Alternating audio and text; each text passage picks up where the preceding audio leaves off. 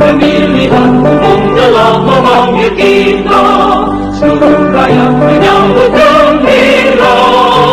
Hak demokrasi Pancasila, hikmah Indonesia merdeka. Pilihlah pemilu yang dapat dipercaya, pengembangan para yang setia. Di bawah Undang-Undang Dasar 45, kita menuju ke pemilihan umum.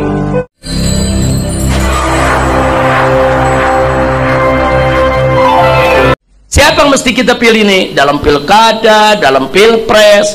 Jadi calon pemimpin yang model bagaimana? Baik itu calon pemimpin sebagai kepala daerah atau kepala negara atau sebagai anggota dewan. Ini kan pemimpin semua. Maka singkat kita punya amanat, pilih orang baik yang ingin menegakkan kebaikan. Jadi kalau kita tahu, oh ini orang baik, dia tidak pendusta, tidak pengingkar janji, dia tidak penipu, dia bukan pengkhianat, dia bukan pembohong, dia bukan orang yang jahat, dia tidak memusuhi Islam, bahkan dia orang Islam yang taat menjalankan Islam. Pilih, jangan ragu. Tapi kalau kita lihat calon pemimpinnya siapapun dia, mau dia calon presiden, mau dia calon kepala daerah, mau dia calon anggota dewan, kita lihat, oh dia suka film porno, ya jangan dipilih. Oh dia suka korupsi, ya jangan dipilih. Oh partai yang itu tuh musuh betul itu dengan ulama, ya jangan dipilih. Partai yang manapun tenggelamkan kalau partai-partai tersebut merugikan Islam dan umatnya. Saya rasa jelas ya. Jadi prinsip saya dari dulu nggak berubah. Jadi kita bukan melihat partainya atau orangnya, kita lihat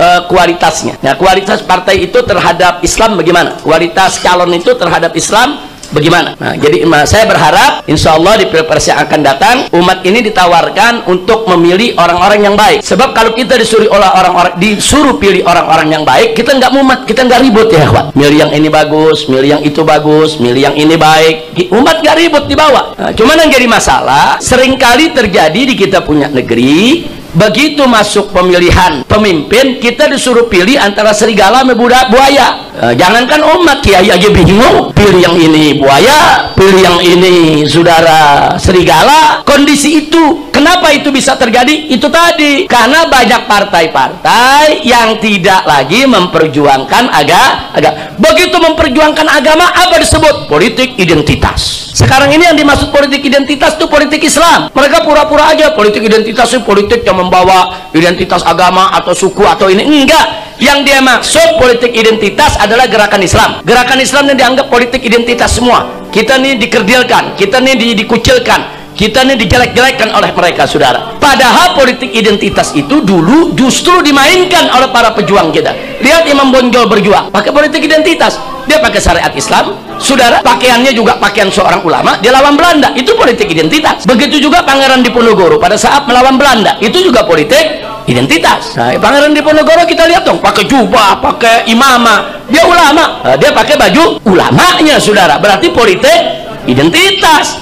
Saudara, siapa nggak pakai politik identitas ya kawan? Mau partai-partai yang mengaku sebagai demokrat, nasionalis, semuanya pakai identitas. Identitas demokrasi, identitas kebangsaan, itu namanya identitas ya kawan. Jangan Islam saja yang dituduh politik identitas. Kira-kira jelas ya. Nah, jadi umat Islam jangan lepaskan identitas. Identitas kita Islam. Kita berkata ya ikut ajaran Islam, kita berbuat ikut ajaran Islam, kita membuat program ikut ajaran Islam, kita berjuang juga demi Islam. Nah, jadi jangan lepaskan identitas tersebut.